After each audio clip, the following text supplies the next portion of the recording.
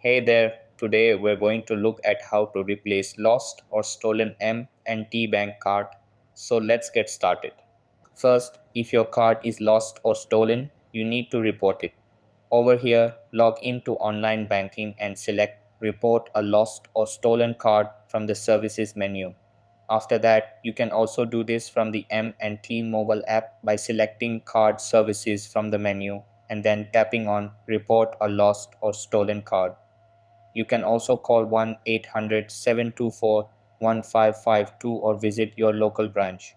After that, to request a replacement card, log into online banking and select Order a replacement card from the Services menu. Then you can also do it in the M&T mobile app by going to Card Services and tapping on Order a replacement card, or you can call 1-800-724-2440 for personal banking, 1-866-279-0888 for credit cards, or 1-800-724-6070 for business accounts. And that wraps it up. Appreciate you watching. See you in the next